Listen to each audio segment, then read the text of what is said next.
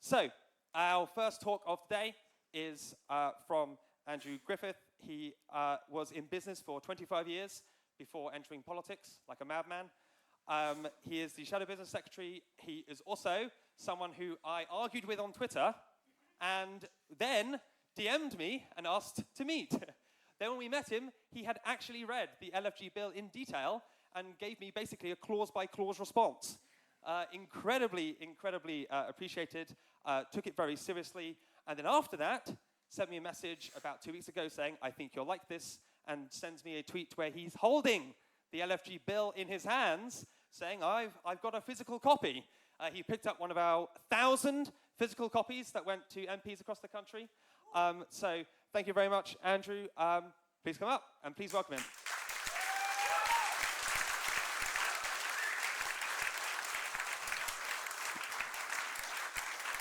Lawrence,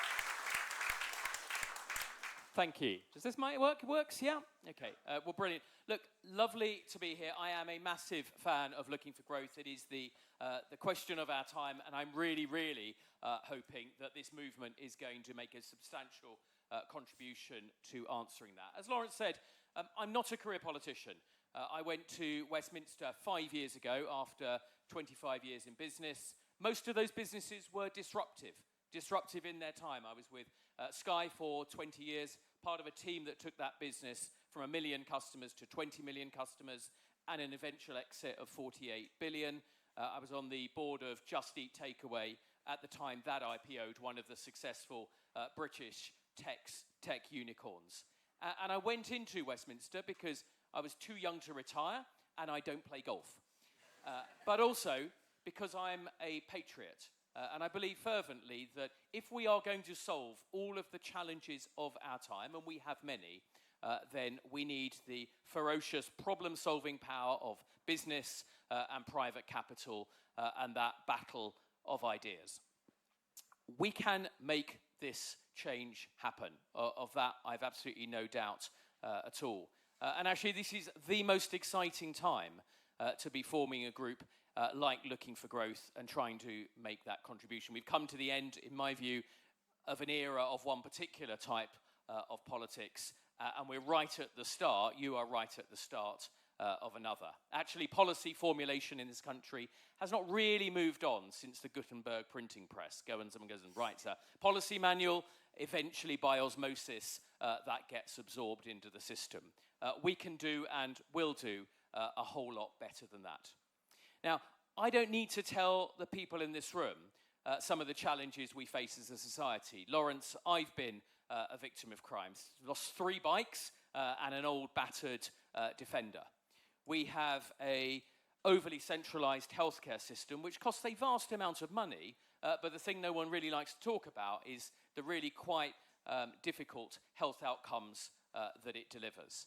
Housing is hideously expensive and is endlessly distorted by the state in every level, which makes it really difficult for people to get on, find accommodation, and eventually to build capital.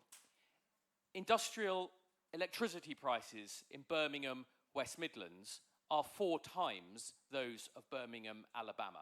It is not possible to compete enduringly in an economy on that basis. And we've got an immigration system that seems to have designed by, operated by, and act only in the interests of the legal profession that end up profiteering from it. And at the same time, and one of the things that upsets me the most, is this country is losing some of our best and brightest people. The brain drain is back. And that is a terrible thing for anybody who seeks the successful future of this country.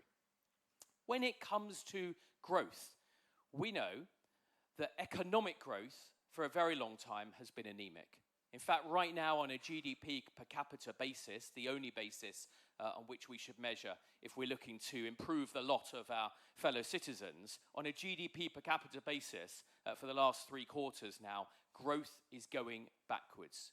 We are getting poorer in front of our eyes. If you look at the top 20 countries in the world, in terms of their individual prosperity on that GDP per capita basis, we're no longer, as a country, in the top 20. This is a great country. This should be one of the most successful countries on the planet. And by the way, this is a great city and should be one of the best global cities. I'm 54. In my lifetime, in only 5 years, has the government managed to receive more in revenue than it's spent. In every other one, 92% of the time, the government has accumulated debt and left that for our successors. So there's a lot that we need to change, a lot that we want to change, a lot that anybody, in an ecumenical sense, regardless of which party or politics or philosophy you adhere to, that we should all want to change. And so I am so heartened, I was so happy to make the journey up from my district in Sussex to come and be with you. There's some good news and bad news. The good news is every single one of the problems that we face is what I call a tractable problem. Someone, somewhere around the world, in our history, has faced that problem, has solved that problem and overcome. Right now, Milei in Argentina, Elon in the US, but plenty of other domains around the world have solved all these problems before. So there's no question in my mind that we can do this. It's absolutely within our grasp. But the bad news is, it's going to be hard. Change is always hard. Inertia, vested interests, the system. When people talk about system thinking, it's the system that is enormously difficult and resistant. The incentives of many of the people that go in Westminster. I'm a Democrat. I happen to believe that democracy, although it has many faults, ultimately democracy is the right way in which to run a system. People who go into Westminster find change really hard. Too many just want the next job, they want a quiet life, they want another box or a promotion, or they don't want to be a grit in the oyster, and you need grit in the oyster to make change happen. Too many others may share the diagnosis, the problem statement, but they just don't know how to go about it. They don't have a hinterland of running sophisticated organizations or driving change at small or large scale. And the system has become very, very attuned and very resistant to continue to prevail. We have a legal system in the form of judicial review that chills every part of the public sector when it comes to taking risk. People are scared to buy a stapler in case they end up being criticized or being held to account for having made the wrong decision. And all of the incentives in that system militate against people making those change. So my view, and why I'm here and why I'm an advocate of the LFG movement and others, is that it needs a hard reset. It needs a reboot. It needs new system design, new system thinking, which I think is what you're going to cover in the next session. I had some thoughts about what those are. I'm not going to make policy here today. That will get me into all sorts of trouble. But also, we've got like most parties, we've got a policy review process, and I'm very happy to engage in the individuals. But I thought, given you've got some workshops, I would throw out my 10 ideas as things we could be looking at. First, go much further in the bill than just focusing on priority infrastructure. Housing is a massive, massive challenge, and we should be looking for a massive expansion in what are called permitted development rights. Essentially, your right to develop without having to ask somebody else's permission. As soon as you're asking, you're losing. You're not going to get the growth that you need.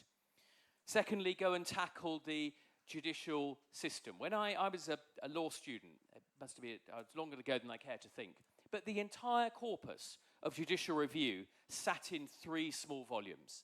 It was the most egregious of the most egregious cases of state abuse, and we could understand why you need some sort of constitutional body to hold the state to account. Today, everything from a parish council, a school board upwards is chilled, if not actively, for the threat of judicial review. It's chilled by the endless need to look over your shoulder and see if somebody is going to try and relitigate a decision that you've made in good faith after the event. I think that is a hugely fertile ground for anybody who wants to improve the clock speed of government, and that is ultimately what we want to achieve. Thank you. That was only number 2. You might really be clapping when we got 10 of these. We ought to change the incentive system of public servants. I've tried very hard. I don't criticise public servants. We all operate in human organisations, and the ones that I operated in had very many talented people and ran to many tens of thousands. But incentives really matter. They really, really matter. And so introduce rigorous performance management with a forced distribution curve. We can't all be above average, it turns out. Tie public sector pay specifically to a delivery mechanism. And that delivery mechanism should be benchmarked internationally. So there's nowhere to hide. We're not kidding ourselves that we're slightly better than the organisation just down the road. We should be seeking to compete with the best in the world. And so whether you're running a healthcare system, an education system, even procuring for defence, you should be benchmarking yourself at whichever part of the world is best at doing that. And then for everybody above a grade 7 in Whitehall, that's all the people that are decision makers effectively, they should be tied to, going back to your mission, our mission of looking for growth, they should be tied to, their compensation should be tied to GDP per capita growth performance.